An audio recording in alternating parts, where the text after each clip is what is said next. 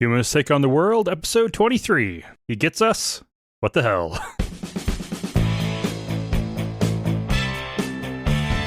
Welcome to the episode of Humanists Take on the World. I'm Dustin, and joining me is Lauren. Ooh. All right, so...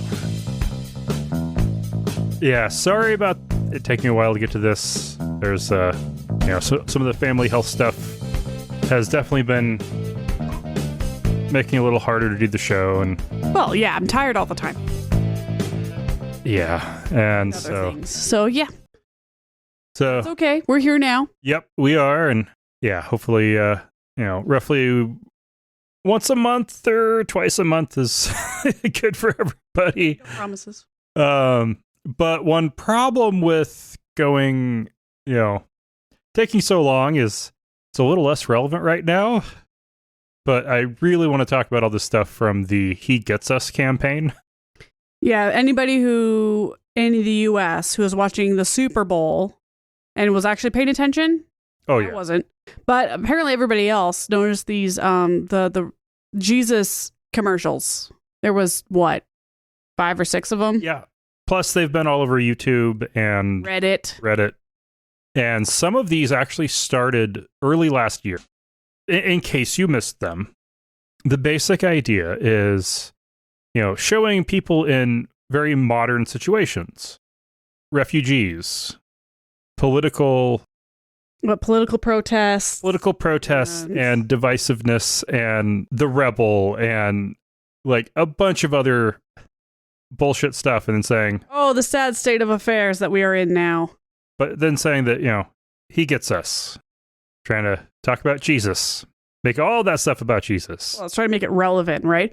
Jesus would totally be relevant in the modern day and age when not true, but okay, sure. I can see what they're trying to do here. If you actually look at the stuff. So, okay, the refugee one. If you believe the Matthew version of Jesus's birth story, not the Luke version. Right, because there's multiples. There's multiple ones, so...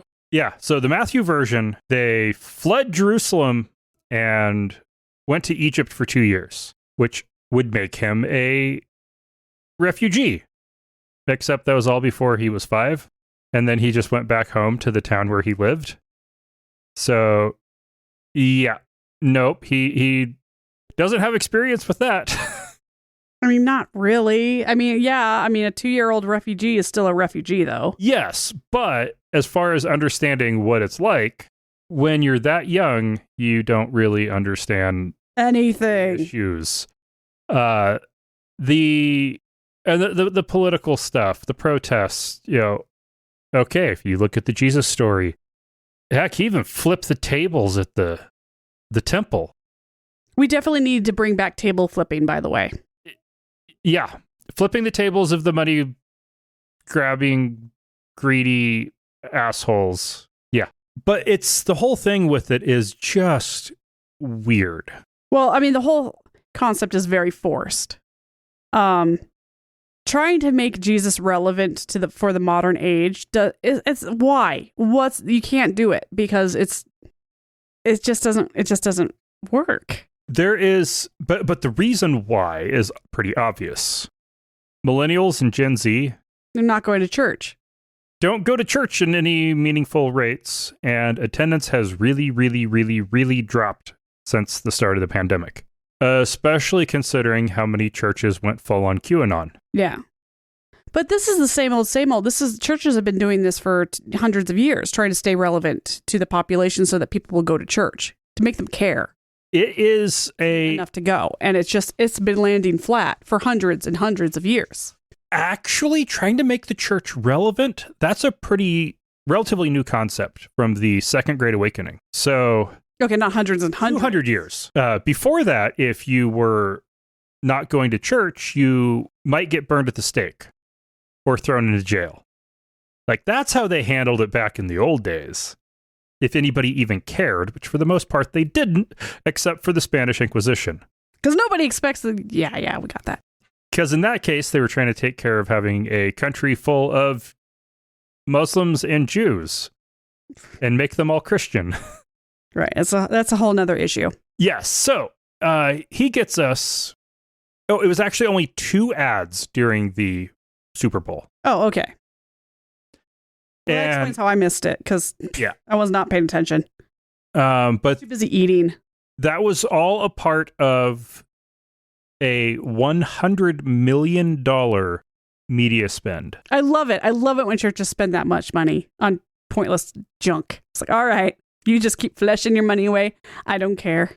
One of the biggest backers, the only one who is not secret, is David Green from Hobby Lobby. Hobby Lobby, known for putting Bible quotes on their stuff and Anti-birth control and anti-birth abortion. control. Oh, and what was it?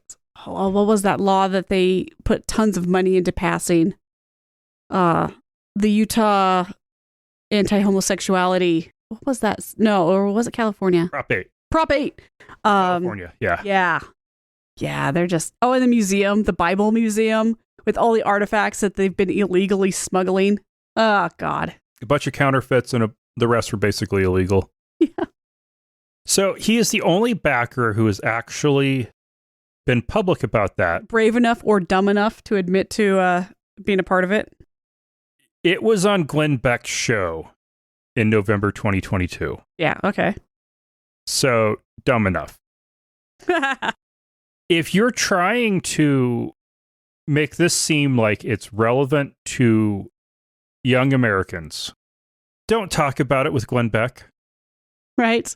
The average age of listener for Glenn Beck is probably, what, 75? Yeah. Yeah. Not exactly hitting the youth there. That's not the point, That's not really what it's all about.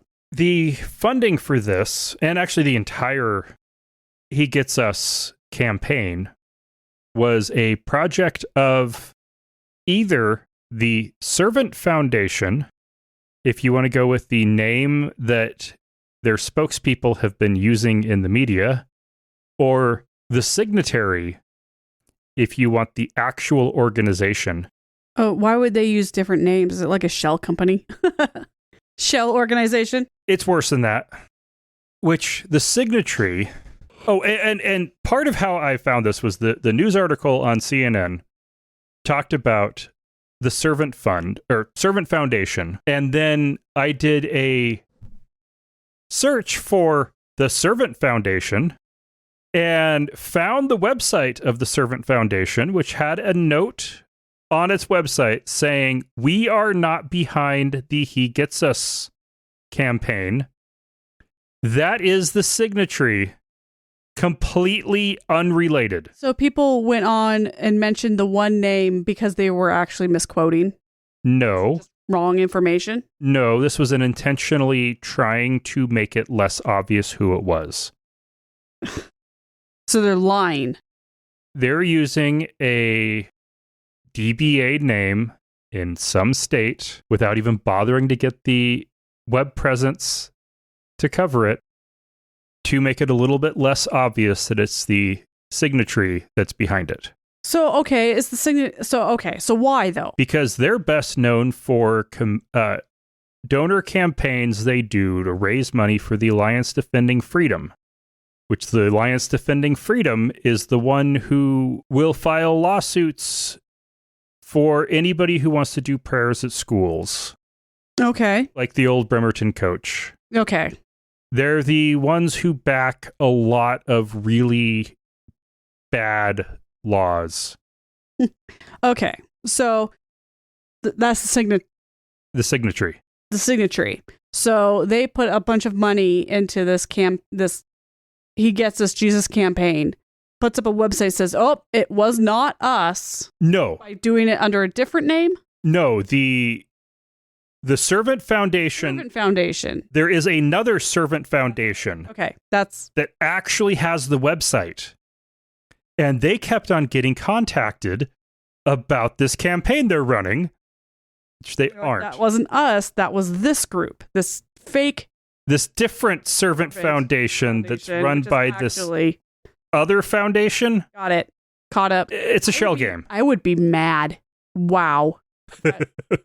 You have something called the Servant Foundation. You make a website. You have this whole thing going, and then somebody co-ops your name and does this. I would be suing or something. I bet they are probably trying. One Christian foundation suing another Christian foundation is not a thing that happens that often.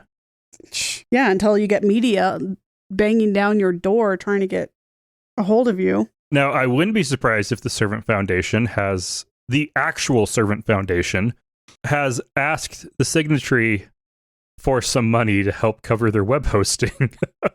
There you go. Boosted traffic, that's for sure. Now, the Signatry itself is very confusing to figure out what it really is, because it's a donor advised fund sponsor. I don't even know. Those are English words, but when you put them together in that order, I don't know what that means. They also make it very clear that they do not meddle in the activities of the organizations that they sponsor. So they're very proud of the fact that they don't meddle in the internal workings of any of the ministries that they sponsor. And in the 22 years that the Signatry has existed, they've given out over $4 billion in grants. Well, that's impressive. They have a 68% lifetime grant flow-through rate, which would mean a 32% overhead cost. So somewhere in the ballpark of $6 billion in gross revenue over 22 years. It's a lot of money. Yeah. Supporting evangelical causes. The donor advised fund sponsor part is it's a little confusing. I think it's intentionally confusing. The ministries can set up a fund. Donors get to pick what they support. Okay. And the way it's all worded on their site, it really sounds to me like the donors are not going to be meddling in what they're supporting. It's literally just distributing funds. Yeah. Okay. They're the financial pass-through, the financial middleman, largely for rich Christians who want a little bit. They want to be able to say where they want their money to go without it being traceable on paper as to where their money's going. Yeah, well, there we go. No shock there. A bunch of Christians who want to support the Alliance Defending Freedom, who do not want to be actually directly linkable to the Alliance Defending Freedom, can do that through them. Okay. That's a big part of what this exists for. He Gets Us. Politicians love it. Oh, yeah. He Gets Us appears to be something different, where the Signatry created the He Gets Us campaign and is fully funding it through donors like David Green. Okay. They claim that they have no involvement in the working of the campaign. Okay. So they're bankrolling it, but have nothing to do with it. They set it up and supposedly they set it up. There was a team of creative people who wanted to make some videos. So they wrote a blank check? And they wrote a check for $100 billion. God, that's so much money. Wait, 100 billion? That does not sound right. 100 million is what you said before. $100 million. You just need to hold your pinky up to your mouth and $100 million. However, I have also seen the number of 2 billion that this will be getting for the entire campaign.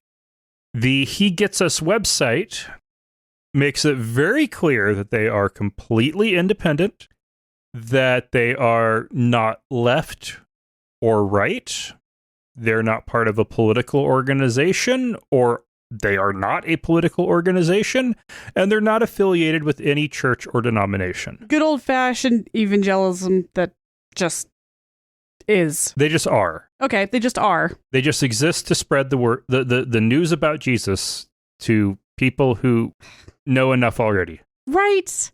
This is okay. I mean, it's not like Americans don't know about Jesus. Realistically, this is the perfect campaign. You create a thing that will get rich church members to give you money because you're going to reach all of these unchurched people.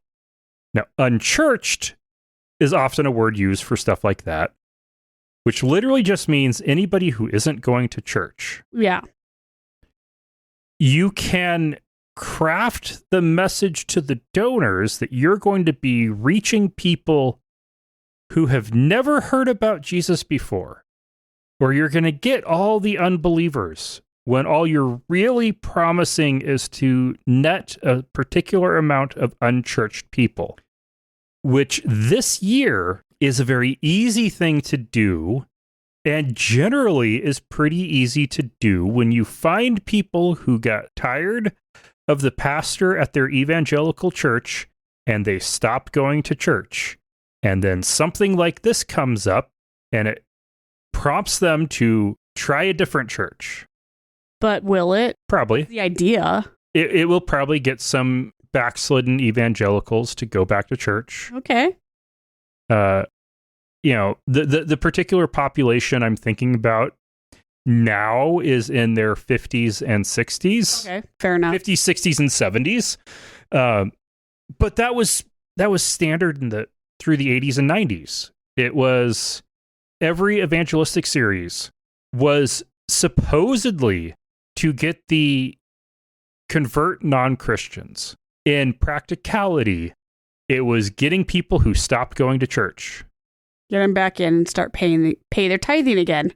And in particular, it was getting people who had stopped going to church in the last 6 months to 3 years.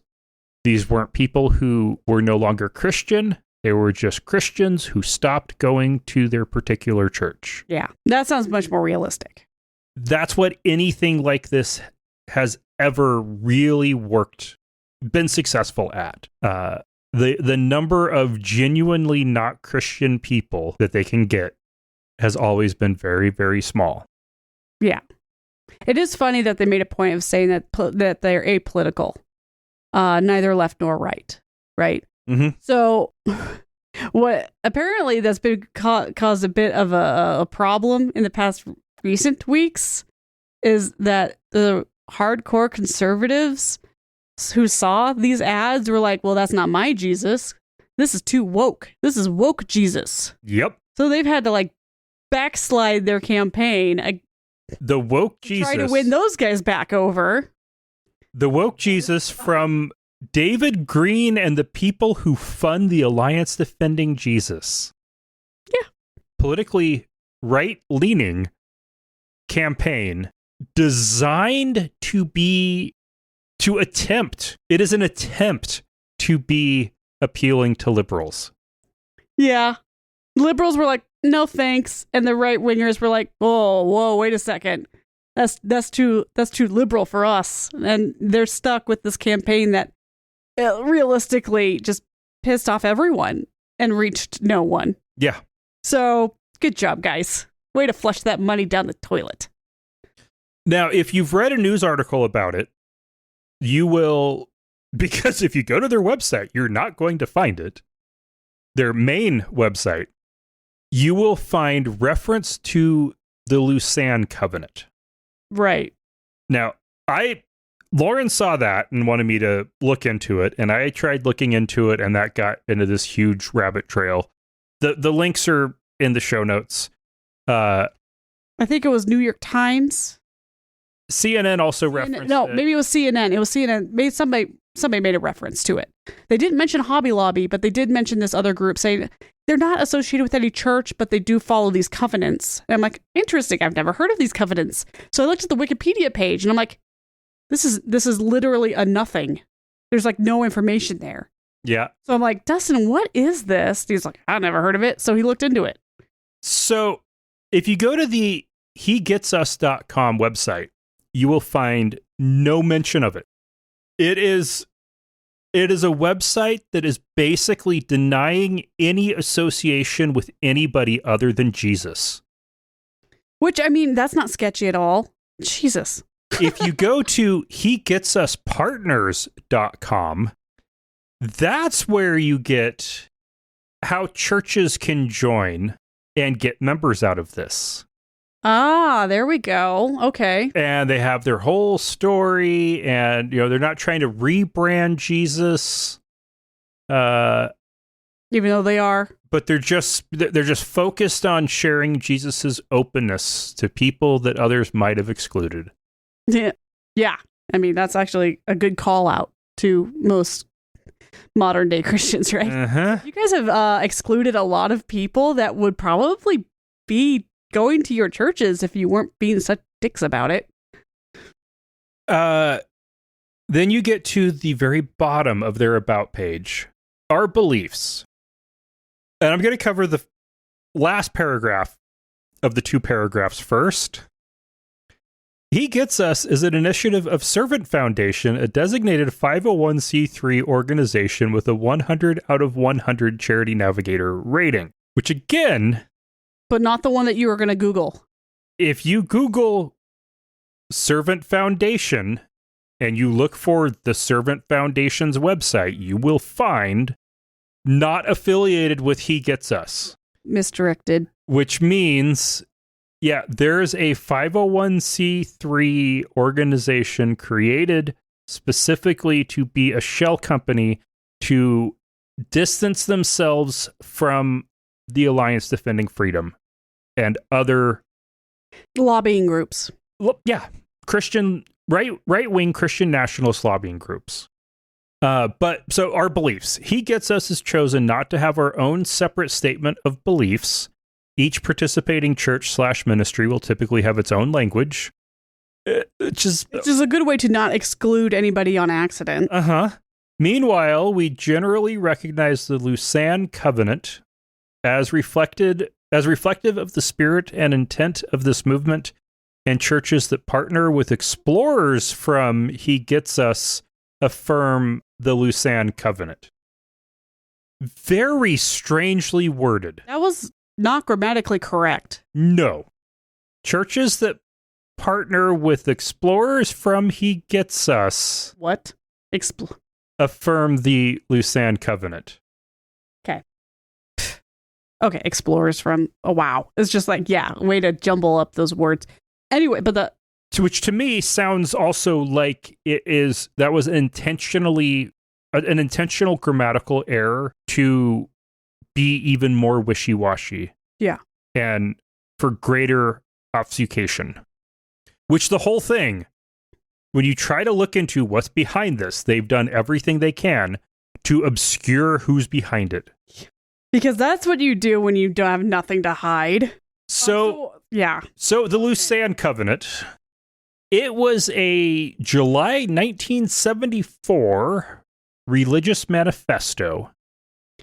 By the way, if the word manifesto is in it, it doesn't end well for anybody. Except for the Humanist Manifesto. They should not have called it a manifesto. I'm sorry. All I imagine is feces or blood writing on the wall of some crazy person's basement. Okay.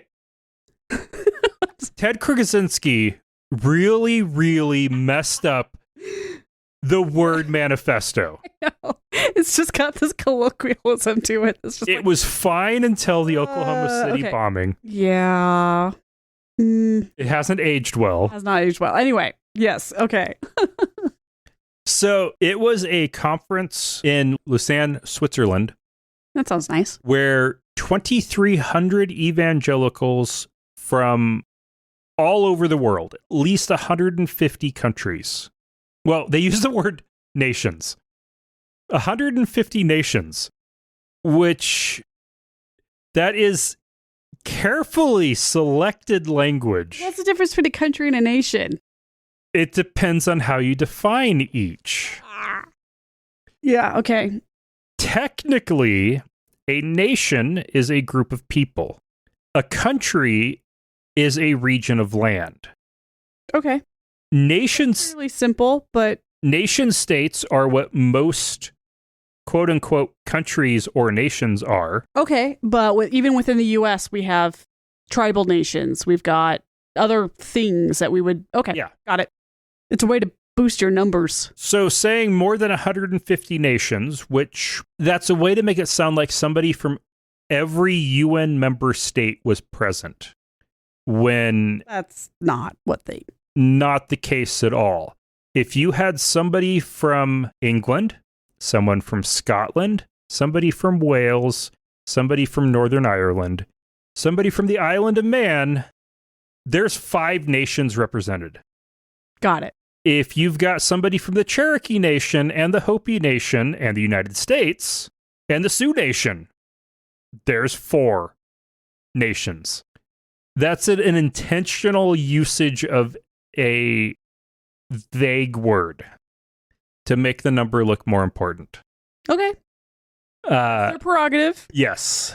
I read the Covenant. It's Bland. okay. So Generic.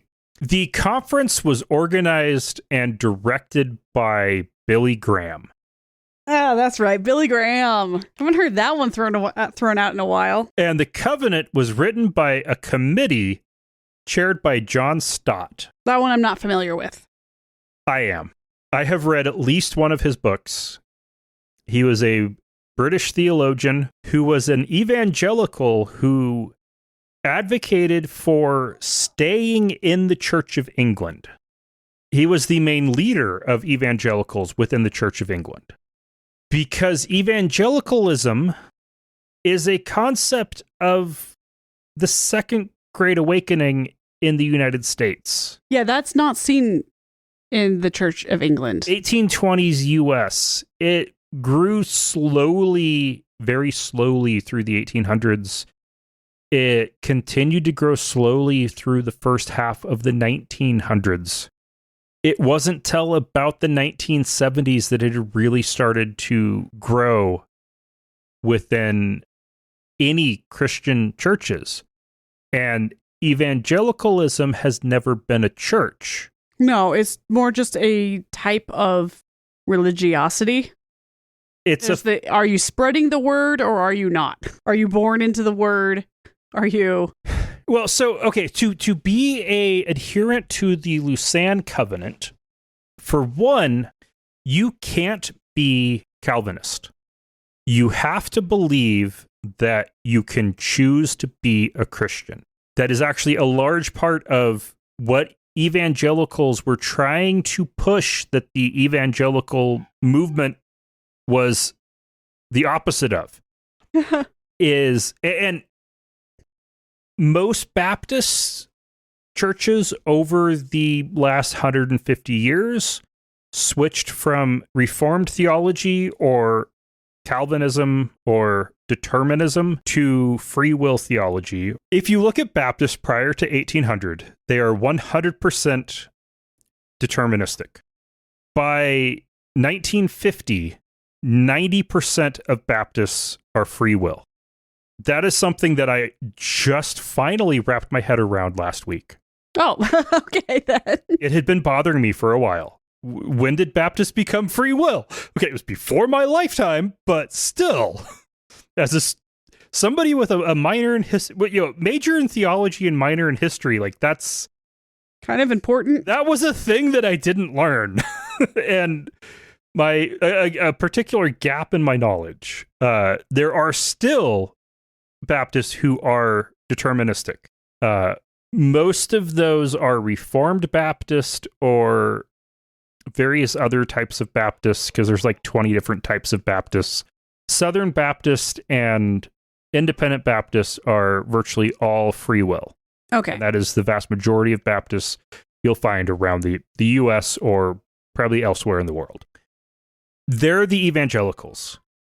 The Methodist Church just had a schism where the evangelical half of the Methodist Church split from the not evangelical rest of the church.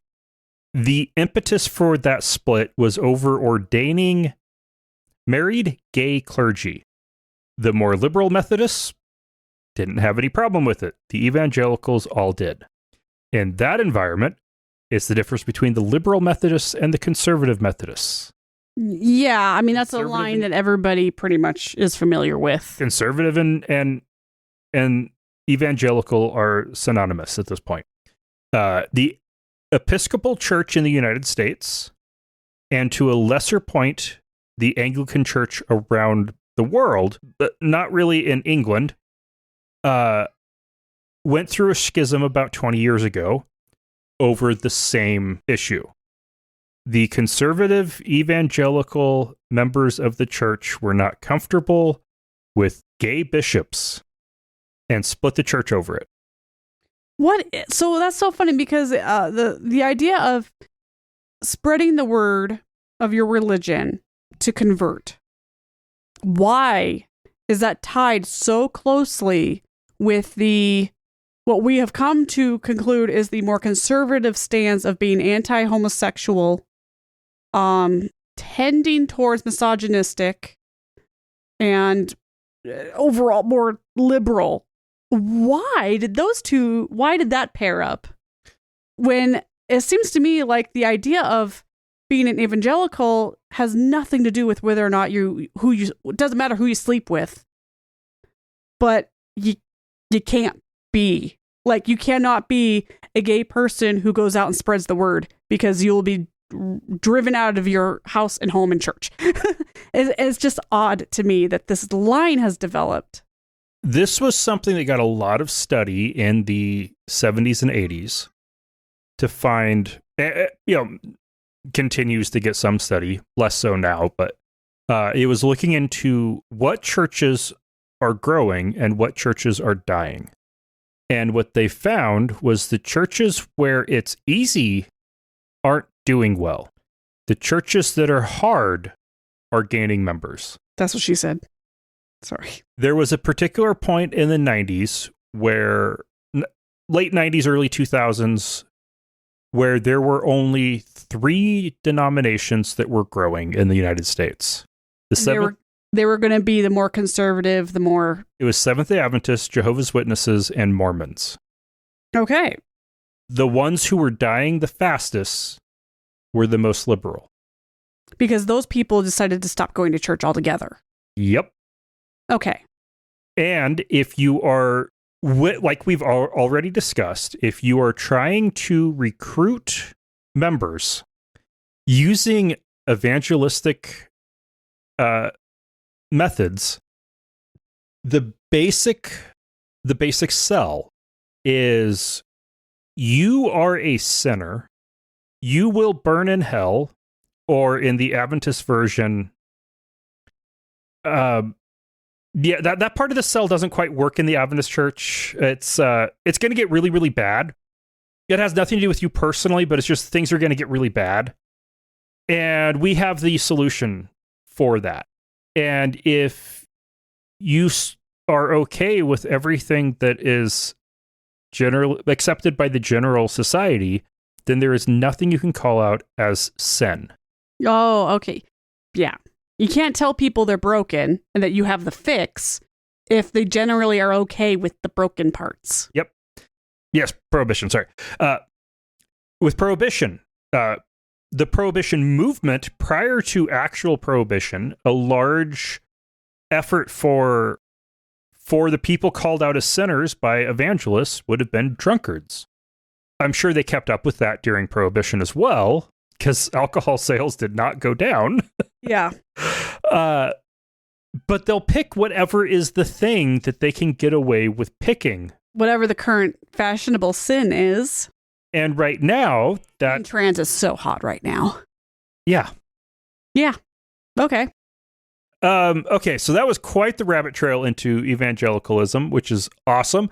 Well, evangelicalism actually sucks, but the Lausanne Covenant is viewed as the defining thing of evangelicalism, at least by everybody who has accepted the Lausanne Covenant. At least anybody who's ever heard of it.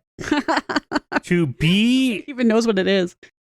And it's basically, it starts with repenting for not working with other Christians to spread Jesus's message and pledging that you'll do better. Okay, so they're trying to, I guess, unify for the cause? Yeah. Yeah, okay. I can see that. Trying to unify all evangelicals throughout all the different churches to all work to spread God's word so that eventually everybody will hear the message. Because according to some religions, it doesn't matter whether or not you convert as long as you have heard. Yeah. You can choose not to convert, but as long as you've heard the message, that clears way for the second coming.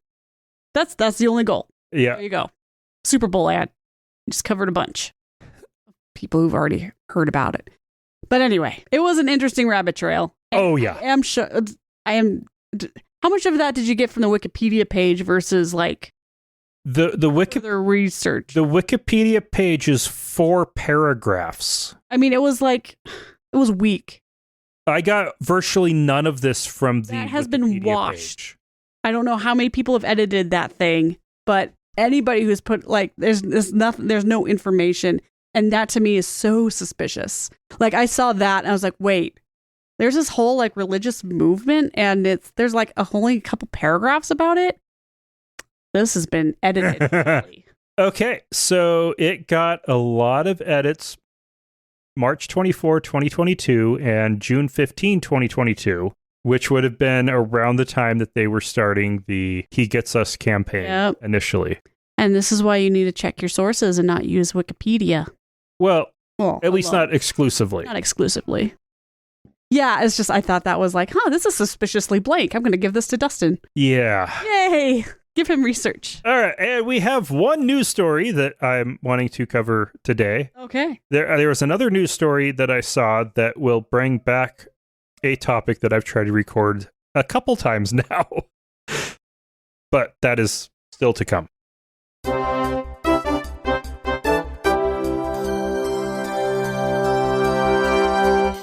As we all know, state legislative bills are terrible. Yeah, they are. They are horrible. They're just a mess. It's fun to watch. They are the test tube of democracy. And fortunately, most of them get dumped down the drain. Yeah.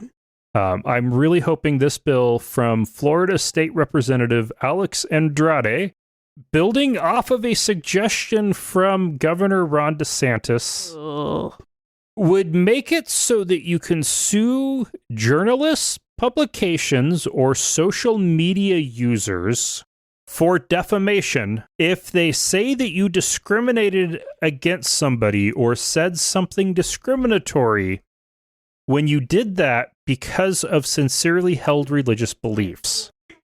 Oh, boy. So if you just discriminate based on sincerely held religious beliefs, which you can basically say about anything, then you can sue. Or get sued. Sorry. Because, I mean, what discriminatory things are not tied to religion in some way? Basically, half of the episodes I have ever recorded would be grounds for lawsuits in Florida if this were to pass. Which is the point, right? Now, I mean, they would lose their politicians. They would lose everything. It's not just journalists, bloggers, and whatnot. They would lose everybody because everybody posts every thought that they have on Twitter. Now, here is the unfortunate thing. If you produce stuff on the internet, it is available everywhere. And you can be sued anywhere it's available in state court. So there is nothing to say.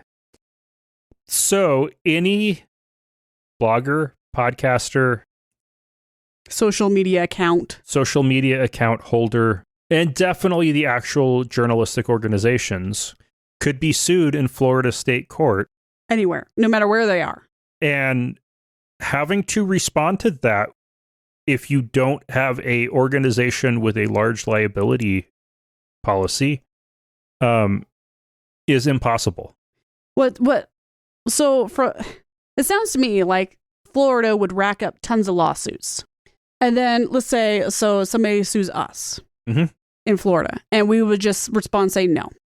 How many years would it take for them to actually get through that list of all the people that they've just sued to actually go after people? No, they would never do it. They would never be able to get through it. I'm sure the Alliance Defending Freedom would help them out with a lot of those cases. Maybe. And keep working them. Probably. The point, though, is this is the religious slap law. Yes. It's not about the actual lawsuits. It's about threatening. It's the slap suit. To deter people and keep them from saying nasty things about DeSantis. It's literally, you set up a law that makes it so that somebody can threaten to sue. So instead of us actually getting sued, we would get a letter from a lawyer saying, you must take down this episode, or you must end your podcast, or we will sue.